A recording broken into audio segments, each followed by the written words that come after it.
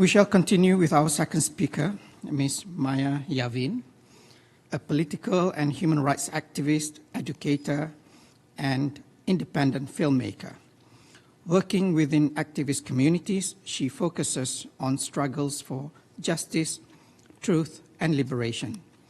A graduate of Bezalel Academy of Arts and Design in Jerusalem, Ms. Yavin combines filmmaking, education, and grassroots activism. As a member and now director of Zochrot, she continues to take part in collective efforts to confront the ongoing Nakba, challenge dominant narratives, and champion for the possibilities for return and decolonization. It is a pleasure and honor to have you as the new director of Zochrot, Madam. The floor is yours.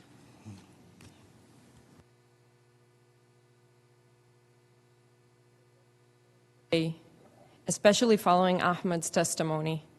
The live-stream genocide in Gaza confronts us all with a devastating truth. And as someone who is part of the society committing these crimes, I cannot separate myself from what is unfolding.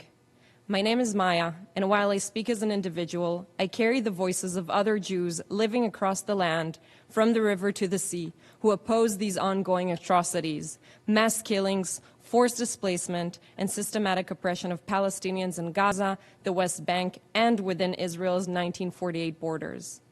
I was raised in a hyper-militarized culture that taught me to see violence as normal and oppression as security. At times, the shame, anger, and grief leave me speechless. But silence is not an option. In a world where never again is repeated without meaning, our moral obligation is clear. We must speak and take action to confront the ongoing institutionalized violence against the Palestinian people. As director of Zochrot, an organization committed to exposing the ongoing Nakba in Hebrew and advocating for the Palestinian right of return, as well as promoting accountability among the Jews in Israel, I recognize it's a lifelong process to confront painful truths and unlearn Zionism. Zochrot's work challenges dominant narratives and helps envision decolonized futures. But today, naming the Nakba or supporting the right of return is increasingly dangerous as extremist ideologies fuel repression, silencing dissent, and dehumanizing Palestinians. Amid a global trend of shrinking civic space, the Israeli government has passed laws targeting civil society organizations and uses defunding as a political weapon. In the face of increasing criminalization and repression of dissenting voices, exposing the truth is indeed a radical and revolutionary act. And this truth begins with the Nakba. Remembering the Nakba is not merely a historical reflection, it's a key to understanding the catastrophe unfolding in Gaza today. This is not a rupture from the past. It is its continuation. The violent logic of erasure and displacement began with the Zionist colonial occupation of Palestine. In 1948, over 750,000 Palestinians were forcibly displaced and more than 600 villages destroyed. The atrocities included massacres, instances of rape, looting, as well as the systematic destruction of homes and forced expulsion. Gaza became a refuge for many of these survivors. Today, over 70% of Gaza's population are 1948 refugees or their descendants, living under siege, denied citizenship, and the right to return to their original homes. The Zionist-made Gaza Strip endured repeated military assaults and deprivation, but the current campaign stands apart in its scale and explicit intent. Israeli officials themselves have referred to it as Gaza Nakba 2023, underscoring the continuity between the Nakba of 48 and today's mass displacement.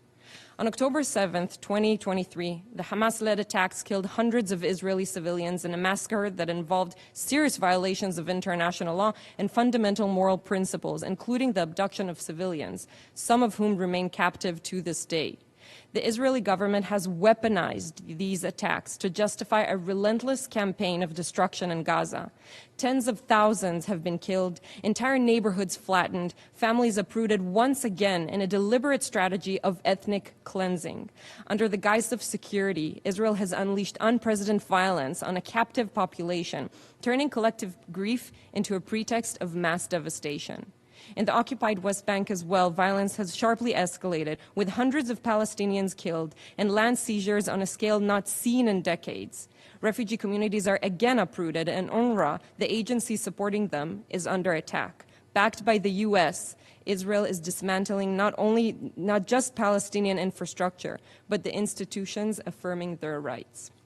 This is a clear manifestation of apartheid, as defined under international law, a system that privileges Jewish lives over Palestinian ones through violence, legal discrimination, and territorial control, from Haifa to Jenin, from Jaffa to Gaza. It's also evident where Israel claims full sovereignty, like the Nakba, through home demolitions, settlement expansions, discriminatory laws, and restrictions on Palestinian development. It is sustained by fragmentation, isolating Palestinians from one another to suppress unity and resistance. Most starkly, the denial of return for 9 million refugees is central to Israel's demographic strategy, keeping them exiled and disconnected. Refugee camps across the region stand as enduring symbols of the colonization and apartheid systems on which the state of Israel is based. At the heart of any just resolution lies the right of return, a fundamental human right recognized in international law, enshrined in the Universal Declaration of Human Rights, the Fourth Geneva Convention, and UN Resolution 194, which Israel accepted upon joining the UN but has never implemented. The denial of this right is not upheld by Israel alone, but also by powerful states that, through silence, military and financial support, have enabled a system that prevents Palestinian refugees from returning. Their complicity turns a legal right into a political taboo, reinforcing apartheid and impunity. Yet the right of return remains both viable and vital, especially for refugees in Gaza, for whom it is a matter of survival and dignity. Many of their original lands remain uninhabited or are now forests, parks, or military zones. Practical solutions exist and must be negotiated by the refugees themselves. This issue extends beyond Israel, with international actors like the Jewish National Fund, active worldwide, playing a key role in Palestinian dispossession. The JNF has long collaborated with the Israeli state to explicitly erase Palestinian localities, cover destroyed villages with forests, and acquire land through discriminatory means. The JNF operates not just in Israel, but across the US, Europe, UK, Canada, and beyond, fundraising and maintaining tax-exempt status in countries that claim to uphold human rights. We call on UN member states to take immediate action to end this complicity by revoking the JNF's charitable status and holding it accountable for its ongoing role in the ethnic cleansing and erasure of the Palestinian people. In June, France and Saudi Arabia will host a conference aimed at reviving the two-state solution. We must state clearly that any political framework overlooking Palestinian refugeehood would repeat and reproduce failures of the past, failures that have led us only to more death and destruction. Sustainable liberation and safety for all, Palestinians, Jews, and others, will come only as a result of dismantling of Zionist supremacy. The right of return is at the center of this condition, as negating it means normalizing the colonial violence and the inability of the majority of Palestinian people to shape its own destiny. Zionism has intentionally framed the Palestinian return as synonymous with the end of Jewish existence. But the opposite is true. It is preventing refugee return that constitutes an ongoing existential threat to all of us. Therefore, we call on the UN member states to act, to support the establishment of a robust international mechanism, not only to monitor apartheid, but to investigate, prevent, and punish it as a crime under international law, including the systematic denial of the right of return, and to support the General Assembly's action to suspend Israel's participation in the United Nations due to its ongoing violations of international law, including its failure to uphold the conditions of its UN membership, among them the implementation of the Palestinians' right of return.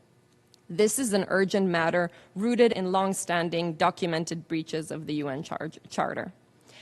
At Zochrot, as Jewish people living in Israel, we reject colonial frameworks that prioritize one group over another.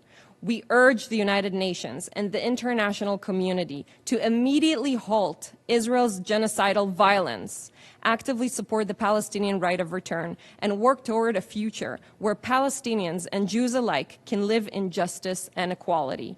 Decolonization is the only framework that addresses the root cause of injustice.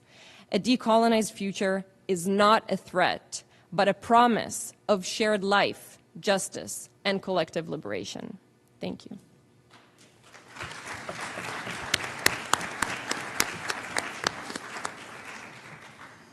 Thank you, Ms. Yavin. Your presentation sheds light on the important work Israeli NGOs are doing for the realization of the inalienable rights of the Palestinian people, and particularly in investing in the remembrance of the Nakba of 1948 and raising awareness on the continued displacement and dispossession of the Palestinian people. Thank you.